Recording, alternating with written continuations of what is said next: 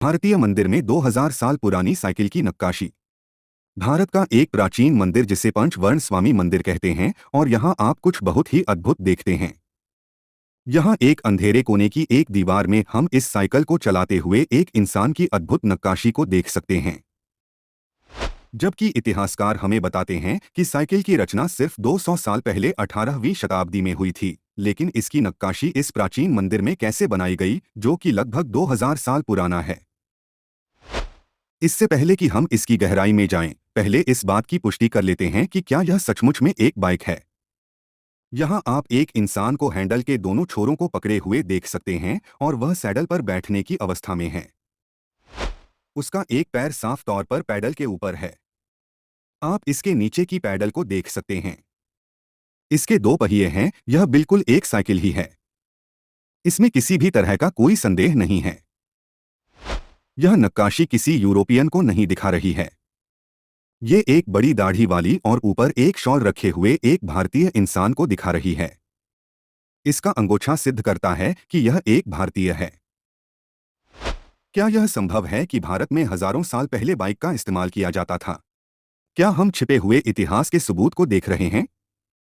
इसे समझने के लिए हमें यह जानना होगा कि बाइक कैसे काम करती है। एक बाइक चलाने के लिए हमें तीन महत्वपूर्ण चीजों की आवश्यकता होती है। पहिए, मशीनी शक्ति का हस्तांतरण जैसे कि चैन ड्राइव और अपने शरीर को संतुलित रखने की क्षमता। सभी विशेषज्ञ यह मानते हैं कि पहियों की रचना ताम्र युग में, जो कि लगभग 6500 साल पहले की गई थी। पुरातत्वविदों ने हाल ही भारत में एक पहिए वाले रथ की खोज की है और वह कम से कम 3800 साल पुराना है। इस बात के पुख्ता सबूत हैं कि प्राचीन काल में जटिल पावर ट्रांसमिशन के सिस्टम का उपयोग होता था। हम सिर्फ कलपुर्जे ही नहीं देख सकते बल्कि लैक मशीन के ठोस सबूत भी हैं, जो कि बिना मैकेनिकल ट्रांसमिशन सिस्टम के असंभव है। हम लोगों ने पहिए की रचना 6500 साल पहले कर ली, लेकिन मनुष्यों को साइकिल की रचना करने में 6000 से भी अधिक वर्ष क्यों लग गए? कुछ विशेषज्ञ इसका बड़ा ही अजीब सा कारण बताते हैं। क्योंकि प्रारंभिक मनुष्य वानरों से विकसित हुए थे, इसलिए वे केवल जटिल विचारों को एक साथ जोड़ने में समर्थ नहीं थे और वे आधुनिक मनुष्य की तरह अपने शरीर को संतुलित रखने में भी असमर्थ थे। आज हम अपने शरीर से असंभव लगने वाले कलाबाजी की ट्रिक्स को करना सीख चुके हैं। यह एक विकसित हुई कला है, पर प्राचीन लोग शारीरिक रूप से बेडौल होते थे। यह सिद्धांत एक बकवास है, क्योंकि प्राचीन मंदिरों में बनी नक्काशियां साफ तौर पर ये सिद्ध करती हैं कि प्रारंभिक मनुष्य ऐसे महान कलाबाजी के गुण जानते थे। वे ये सब करने में सक्षम थे। उनके शरीर हमसे ज्यादा बेहतर और लचीले थे। भारत के प्राचीन मंदिरों में पहिए, पारेषण प्रणाली और शरीर को संतुलित रखने के सबूत हमने देखे। क्या इन सभी चीजों को एक साथ जोड़कर बाइक बनाने में सचमुच कई 1000 साल लगे थे, या फिर वास्तव में साइकिल का इस्तेमाल प्राचीन काल में किया जाता था?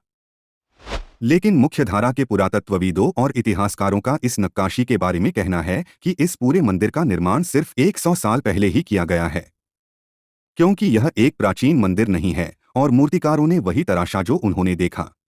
100 साल पहले बाइक्स होती थी, इसीलिए मूर्तिकारों के लिए इसे उकेरना आसान था। क्या यह संभव है कि ये पिछली शताब्दी में बना हुआ नया मंदिर है? नहीं, क्योंकि इस मंदिर का वर्णन 7वीं शताब्दी की एक पुस्तक तेवर में मिलता है। प्राचीन तमिल भाषा में लिखी हुई यह पुस्तक इस मंदिर का इसके नाम के साथ साफ वर्णन करती है। इसलिए इस मंदिर का अस्तित्व 1200 साल पहले था।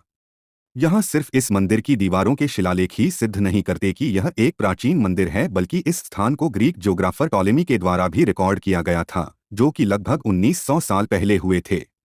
तो यह मंदिर कम से कम 2000 साल पुराना होगा।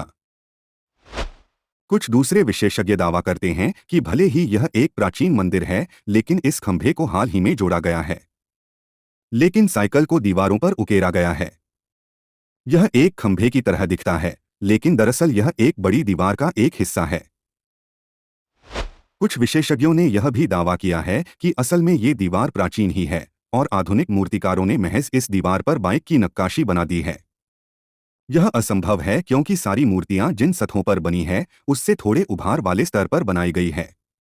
अगर ऐसी नक्काशी हाल ही में बनी थी, तो उन्हें इस नक्काशी को अलग दिखाने के लिए मौजूदा दीवार की पूरी सतह को एक सार करना पड़ता। अगर ऐसा किया गया था तो यह एक बड़ा नवनिर्माण या नवीनीकरण का कार्य होता। लेकिन बहुत विस्तृत खोज के बाद ऐसा कोई भी पुख्ता सबूत मौजूद नहीं है जो ये दिखा सके कि इस मंदिर में किसी बड़े स्तर का जीर्णोद्धार या परिवर्तन किया गया था। साथ ही 2000 साल में किसी भी जीर्णोद्धार के एक भी रिकॉर्ड नहीं है। तो ये सारे सिद्धांत जो ये कहते हैं कि यह एक हाल ही में की गई नक्काशी है, पूरी तरह से निराधार है। लेकिन पुरातत्वविद और विशेषज्ञ ऐसे आधारहीन सिद्धांत क्यों दे रहे हैं? कृपया अपने विचार मुझे कमेंट सेक्शन में बताएं।